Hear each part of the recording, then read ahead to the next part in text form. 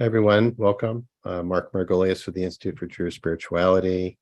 Thanks for the birthday greetings. Great to be with everyone today to sit into Shabbat together. I am substituting today for Rebecca Schisler, who normally is in our teacher's seat on Fridays to sit into Shabbat together, and it's a blessing to get to do so. As you know, if you've been with us for a while, we meet at this time Monday through Fridays for Jewish mindfulness meditation. And on Mondays, IJS is really happy to offer our yoga studio, our Jewish yoga studio, led by the wonderful Cantor Lizzie Shamash, that meets Mondays at 11 a.m. All of these offered without charge. If you're in a position to support our work through a financial contribution, we are grateful for that at any amount. But even beyond that, we're grateful for your presence, which makes this community of practice possible. So thank you for being here on behalf of all of us at IJS. And if you are in a position to offer a gift of $180 or more, you can sponsor one of our daily meditations.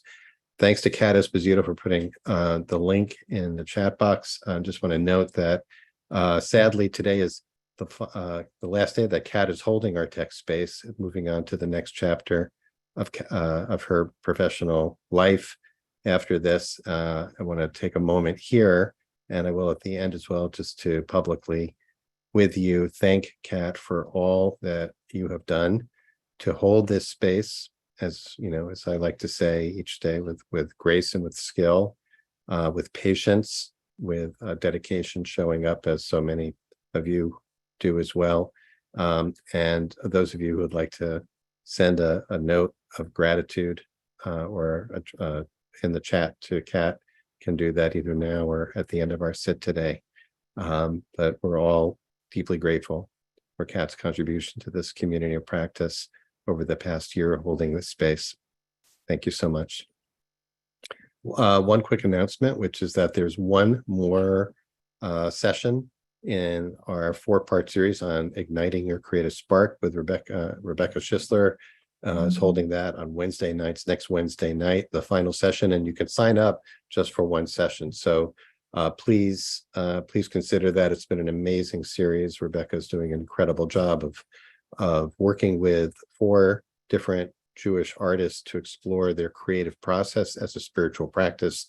And those sessions also include engaging the participants as well in creativity as a spiritual practice. So please feel, even if you haven't participated yet, you're welcome to join next Wednesday night for the final session. That's with Kohenet Alana Brody. And that's it by way of announcements. So let's move into our practice for today. As Rabbi Mira Neshama Weil mentioned yesterday, and based her teaching on this week's Torah portion, Parshat Korach, the great rebellion of Korach, as the Israelites, as Bnei Yisrael, head off on their journey. What I want to focus on today in the parsha that I want to invite us to bring into practice is the presence of anger in the Torah portion.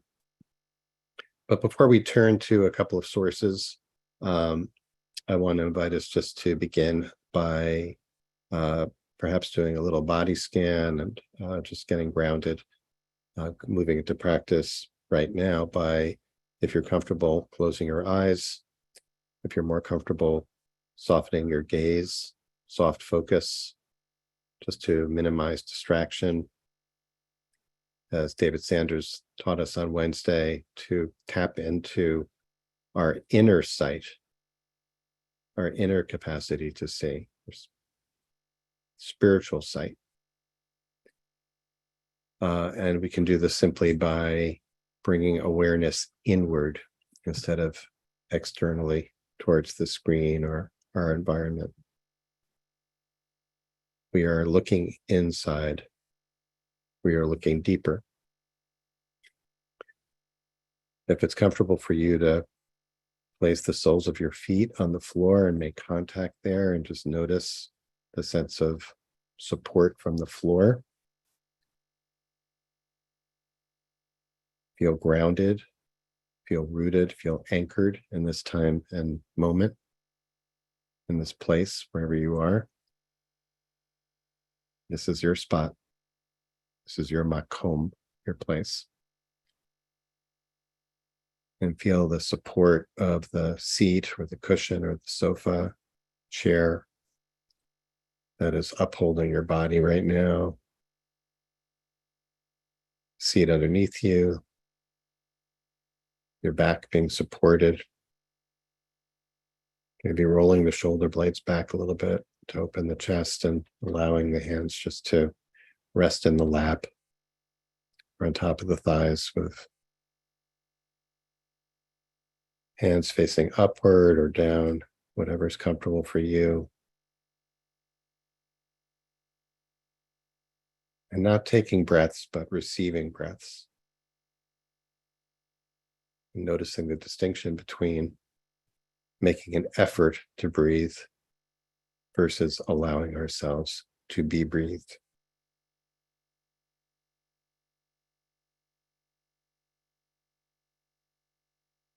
And I want to invite you, as we do this, just to notice the length of the breath without changing anything, just noticing the natural length of the inhalation and the exhalation as you settle in.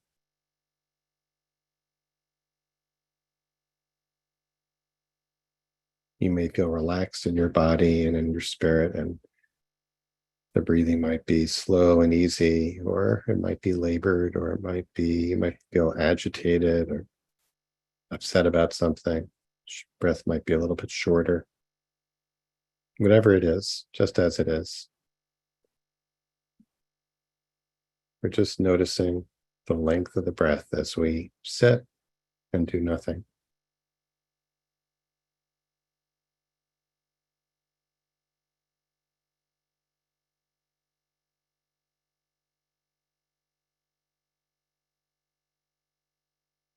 One of the names for God in our tradition, straight from the Torah, as we'll learn in a moment, is Elohei Ruchot Kol Basar,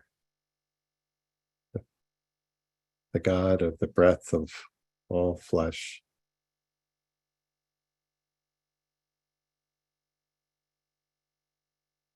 Source of our breath. One of the names of God, just breathing.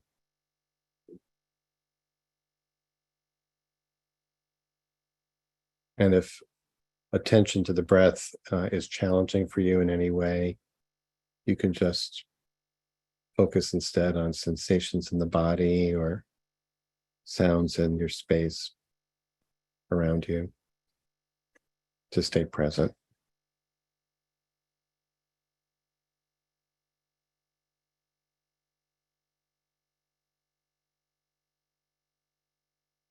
But if you're able and comfortable with it, our anchor, collective anchor today is noticing the length of that breath. In a moment, I'm going to share some sources, as Rabbi Mira invited us yesterday. If you would like to remain off screen, that is, with your eyes closed or soft gaze, or just not just attending to the inner life rather than what's on the screen, that's fine. I'm just going to read the sources. You don't need to see them, and they'll be available for you later to look at if you'd like.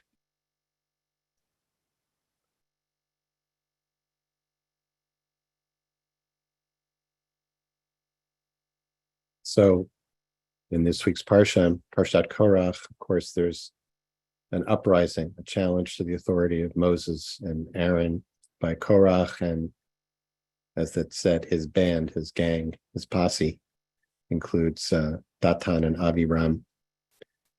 And just a snippet from the passage from that narrative indicates that Moses gets quite irritated, especially by Datan and Aviram, who refuse to come out to meet with them and talk this through.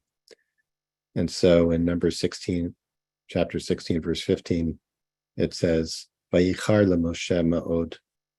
Moses was very angry and said to Yud-Heh Vav-Heh, don't pay attention to their offering. I haven't taken anything from them, and I haven't wronged any of them.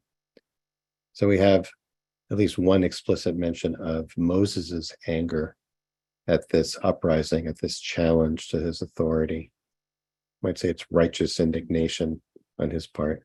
And of course, Moses tends to blow his stack, and lose his temper frequently. It might be said to be his Achilles heel.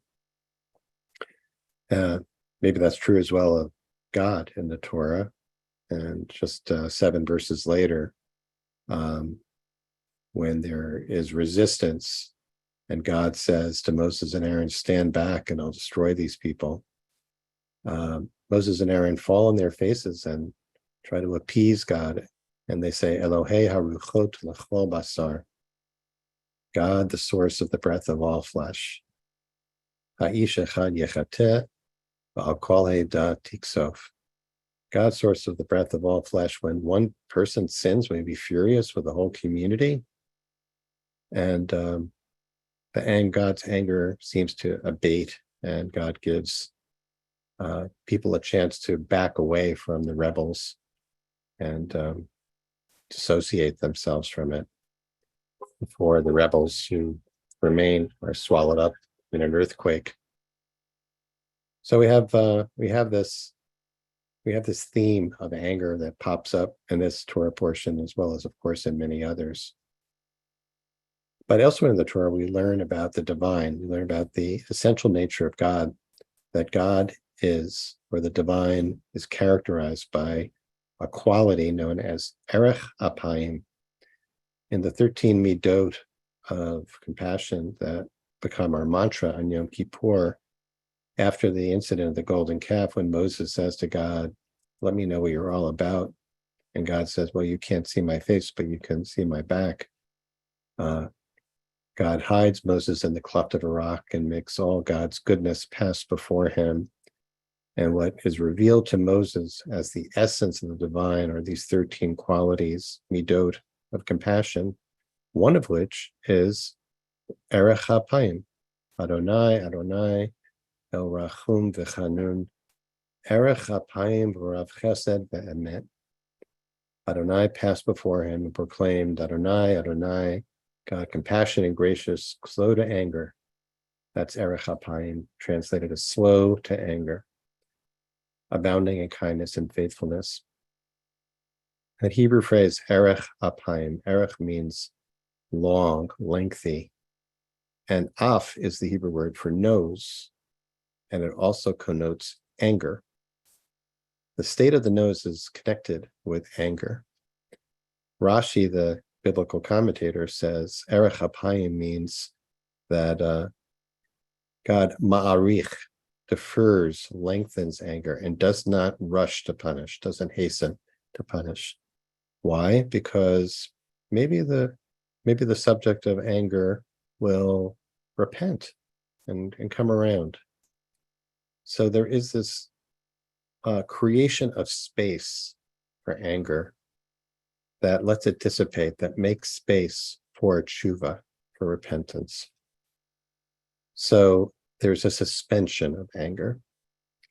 In contrast, in the book of Proverbs, we have a teaching, a phrase, katsar apayim. The opposite of erech apayim is katsar apayim, shortness of nose or breath. An impatient, short-nosed, short-breathed person commits folly, and a person of intrigues will be hated. So we have this midah, this quality, sacred quality that we might say is all implanted within us to lengthen the breath. And that is where we deal with, that's where we can deal with the quality of anger. So I'm stopping the screen share for those of you who kept your eyes closed. I want to invite you to consider your own relationship with anger, or any anger that you're feeling today, right now. Anything that's happening in your life that stirs up, that gets your goat, gets you riled up, irritated. And Judaism, of course, our tradition has a complicated relationship with anger. On the one hand, it is understood as a unbecoming quality. And on the other hand, it is a prod to action. It gets us going. Anger serves a sacred function. You might say there is, in fact, a sacred dimension to anger, but there's also a danger. It's revealed, of course, that's the fatal flaw of Moses and maybe of God as well in the Torah. What is your relationship with anger? Where does it live in your body?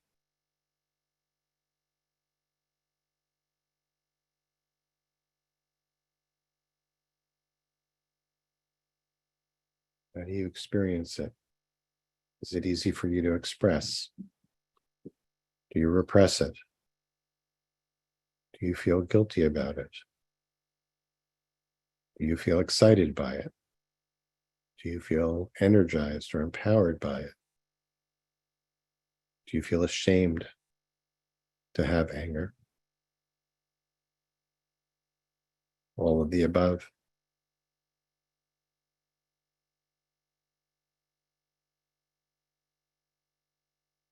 As with all emotions, and as with all emotions and how they register in our body and in our thoughts, patterns of thought, and even in our soul,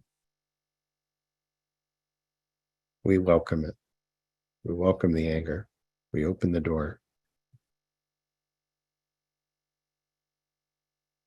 And in our practice today, I want to invite us to create space, a large enough space that we might say that the anger is not to be dissipated, but to be refined, that the sacred spark that it carries can serve its purpose without the self-justifying, without the ego, as Rabbi Mira had us look at yesterday, to remove the ego from the anger. Just to take the energy that is generated by anger so that it can be directed for sacred purpose. It might be to reproach others with love. It might be to seek justice with love and compassion. It might be to repair a relationship or to speak our truth. We can thank the anger for serving that purpose.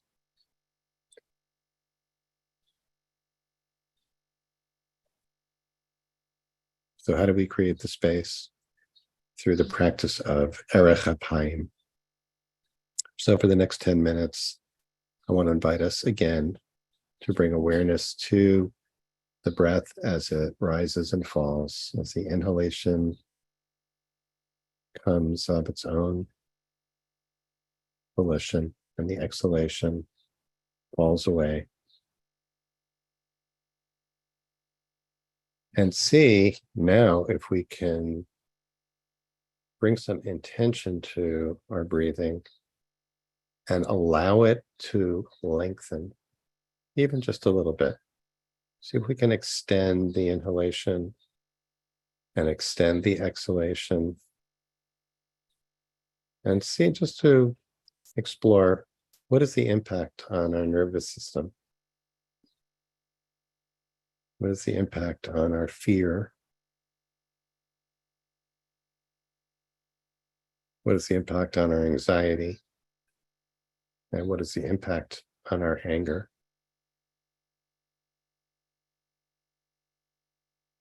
So for the next 9 minutes or so, we'll just sit in silence with attention to the breath, practicing enriched, lengthening the breath, allowing it to slow down, allowing it to lengthen, allowing the ribcage to expand with each breath just a bit more, allowing it to compress a bit more as we exhale. Inhaling and exhaling, lengthening the breath, holding our anger with love and compassion and spaciousness. And that'll bring us back at the end.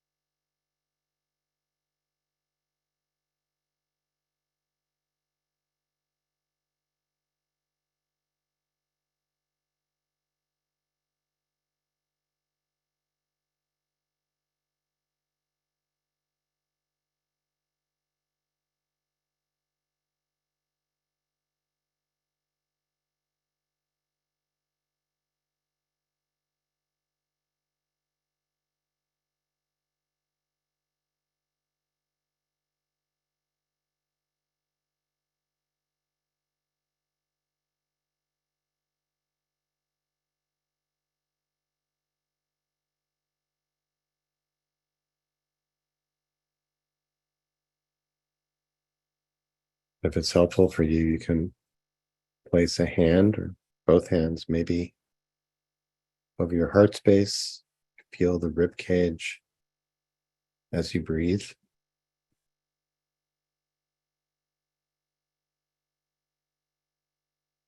Feeling that expansion of that container.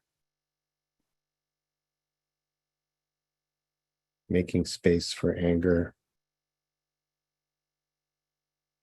Refining it.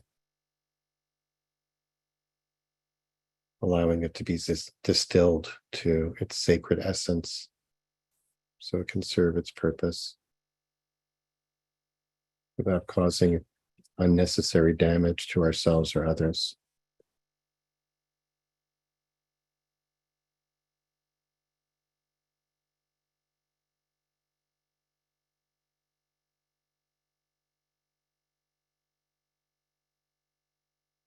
We're practicing the divine quality of enriched, lengthening the breath, lengthening the nose, noticing the breath as it passes through the nostrils and exploring the sensation of the coolness of the air as it enters and the warmth as it passes back out through us.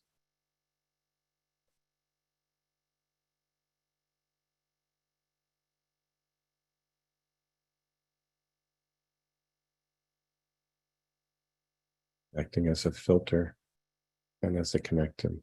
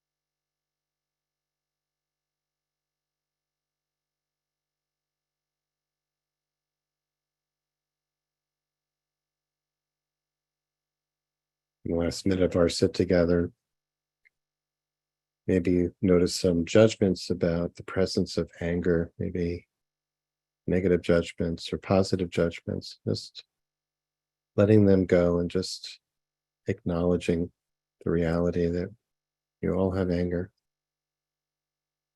It's part of being a human being. This Shabbat of Parshat Korach, may we make space, create spaciousness, allow our noses and our breath to lengthen enough to create that space in which that anger can be refined so that it can serve its sacred purpose in the world,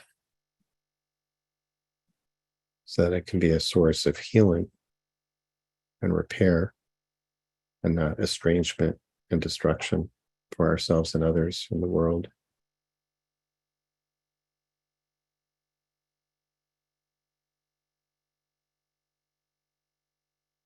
Invite you, if your eyes have been closed, to allow them to slowly open. Blink, let your eyelids flutter a bit. rub your hands together, come back to the space, connect with each other in the room. And we conclude, as we do each day, by offering those of you who are in mourning or observing yahrzeit, or if it's your custom to join in mourner's Kaddish, to do so. If you're not reciting the Kaddish, I encourage you to, if possible, to stay present, bear witness, be a support, a member of the minyan of comfort for those who are. If you'd like to put the name or names of those you're honoring today in the chat box now, you're welcome to do so.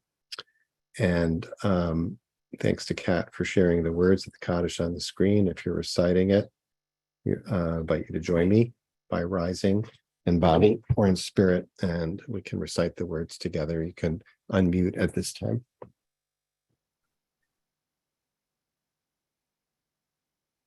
Yitgadal, Yitgadash, Shemei Rabbah, Ya'alad, Yibrach, Yirutei, V'yalich Malchutei, V'chayechon, Yamechon, Chayei, Tachol, Beit Yisrael, Agalah, Zman Karev, Amen.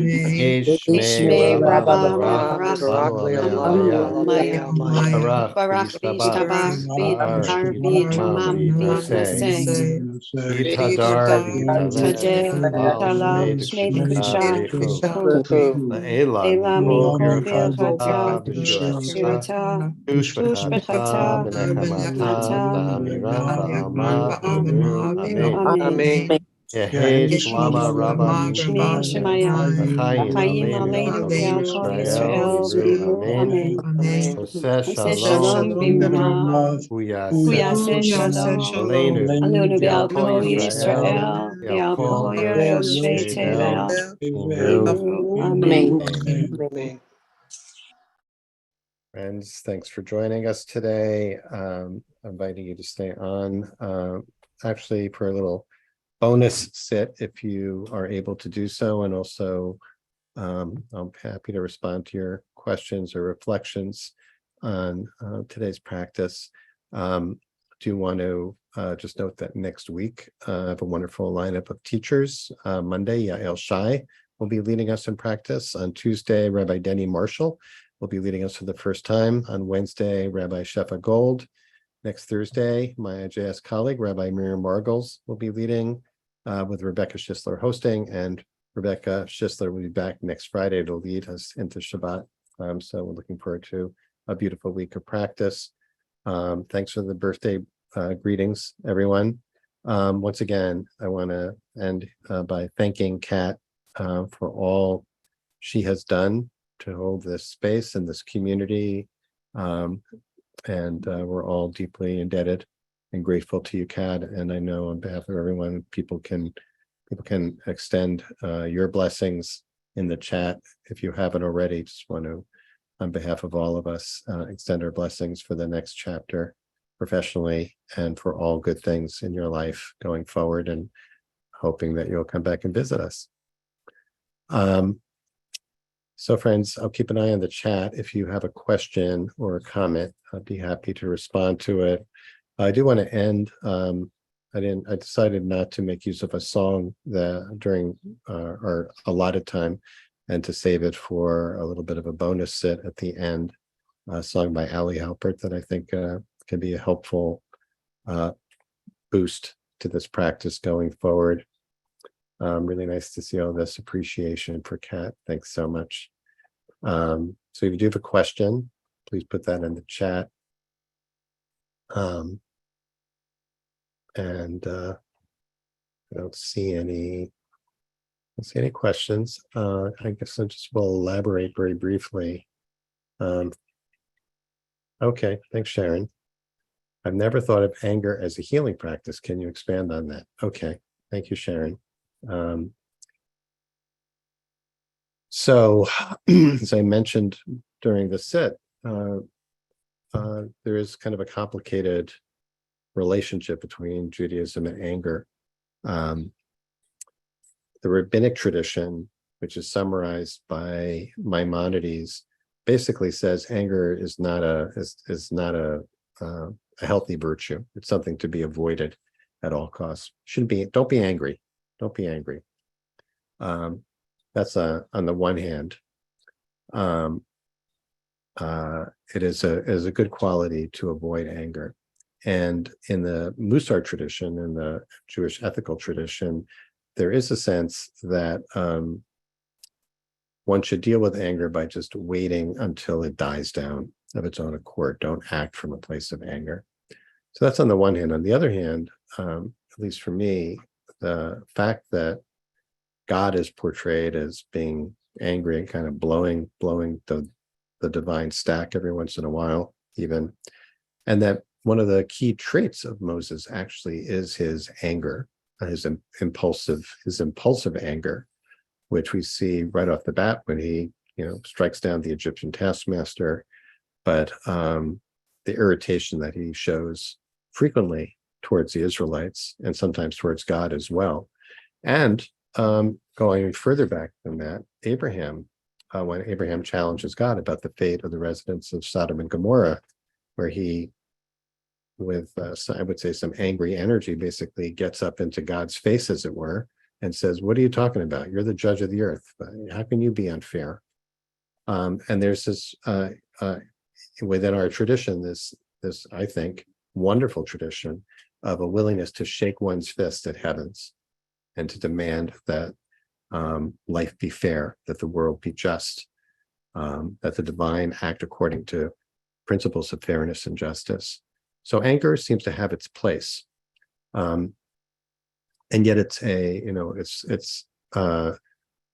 words, the Hebrew words that are used to connote it, often relate to fire and burning, and like fire, it is a hazardous. It's a hazardous emotion. It's got its dangers. So the question is how, and yet, so there, with every emotion, and every thought process has a underlying sacred, potentially sacred purpose. How do we get to that? How do we pay attention to our anger and not let our anger get the better of us? How do we not get carried away by our anger? How do we not lose ourselves in anger? How do we not get stuck in anger? Because, as we know, there's a certain pleasure to anger as well, in self-righteousness. I, for one, can be very happy to chew over a grievance indefinitely and report it to whoever was willing to listen about some grievance I have and justify my anger. So the question is, how do we pay attention? How do we create enough space internally to dissipate some of that toxic energy of the anger and still have the energy that's left that serves that sacred purpose? At least that's presenting. And I also want to acknowledge that there are all kinds of differences in relationship to anger based on gender, sexual identity, sexual orientation, that there's a relationship between power and privilege and anger. And what is seen as, becoming or justified anger for some may be seen as, entitlement or problematic in others. So I want to put that out there as well. That's why I was inviting each of us to consider our own relationship with anger. What have we taken on that informs our judgments about ourselves about that anger? So I'm essentially saying two things. One is that, as with everything, there is a sacred potential in anger, and as well there is a danger in it. And what we get from from the Torah's description about the sacred quality, the essence of the divine, includes this idea of erech apayim, of lengthening the breath, lengthening the nose, extending, and I was extending that into just sort of spaciousness, expanding our chest cavity, our rib cage. That the more space we have, that increases the likelihood that the toxic aspect of our anger, the unhealthy, the unwholesome, the profane aspect of our anger might dissipate a little bit, but the kernel of the anger is there to serve a sacred purpose is available, and we can express it with love, as a way of connecting. So that's so I would consider, I guess, the question, Sharon, how is anger part of the healing process? Part of I think of intimacy is being able to express anger and to hear anger from those with whom we're intimate. Not to take it too personally, but to actually hear that anger. And part of what enables us to do that is our innate quality of erech hapayim, of extending our breath. Let me go back to the chat, see. Oh, thank you for all the birthdays. We all like to hold on to anger. Okay, so Michael writes, one's anger at injustice can breed one's actions towards a spirit of community that can alter injustice, right? So this is the practice. The practice is how to embrace that aspect of our anger that energizes us to get off the seat, get off the cushion, get out and do the work that needs to be done, and to have that work of repair, of tikkun, be informed not by rage, not just by rage, not just by anger, but by love, but not by hate, but motivated by love. That's really what we're talking about. And Nancy writes, I believe there's usually another emotion under anger. Often there's fear, sadness, etc. that gets expressed first as anger. When it's fully expressed with support in a non-harmful way, people often end up crying. Really, amen to that.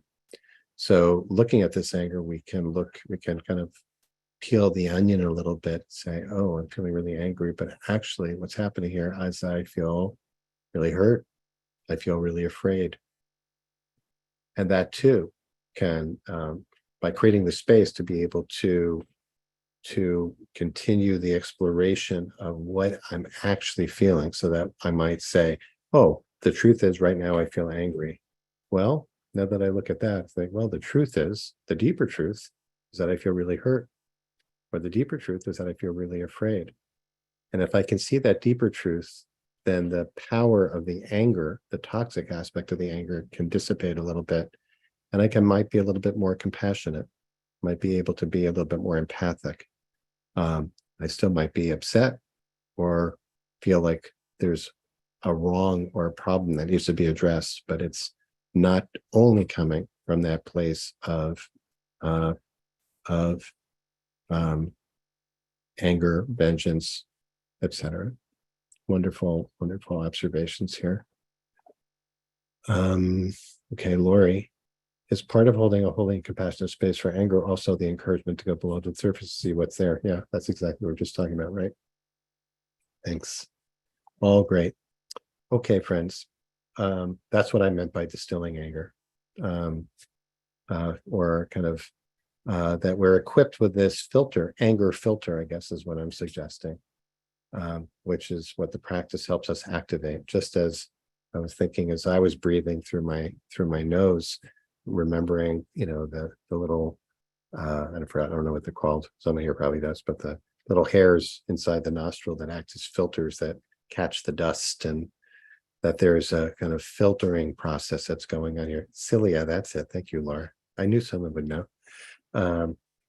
So just that I think it's interesting, instructive, maybe perhaps even powerful, that the Hebrew that's used for this quality that enables us to work skillfully and in a holy way with our anger, to help it turn it into holy anger instead of hurtful anger, is that kind of filtering process to say, let me just create some space here. Let me pause. Let me wait. Let me hold off a day. Let me hold off a week before I respond. That creates that space, that erech hapayim, where instead of increasing the damage that might be done, we actually increase the chance we might repair. Okay, for the last few minutes, I want to invite us to sit with this song by Ali Halpert. It's the lyrics of which are on the sheet. Thanks, Kat. If you could put the link again. Don't we don't need to look at it now, but I want us to invite us to sit for the next last 4 minutes with Loosen by Ali Halpert, which is this beautiful song which just invites us not just to open our space for breathing, but also to loosen all aspects of our body, all aspects of ourselves, that we unconstrict, we become a little bit more spacious. So I'm going to play that for us and invite you to, again, come back to your position for practice. Close your eyes if you like, and just listen.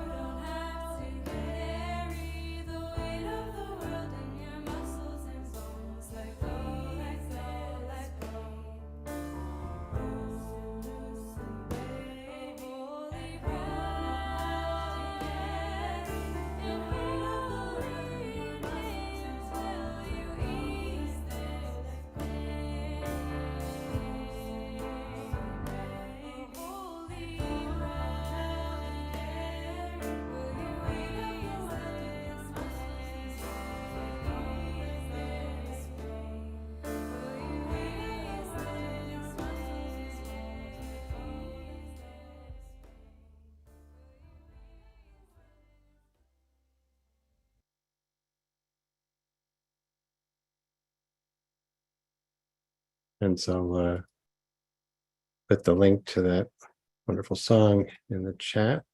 It's in, as I mentioned, it's on the sheet, source sheet for today as well. But invite that to be your soundtrack to lead us into Shabbat together. I want to wish everyone a sweet, restorative Shabbat. I want to extend our blessings again to Kat. Thank each of you for being here. I look forward to a wonderful week of practice next week, beginning on Monday with the El Shai. So Shabbat Shalom, everyone. Great to be with you.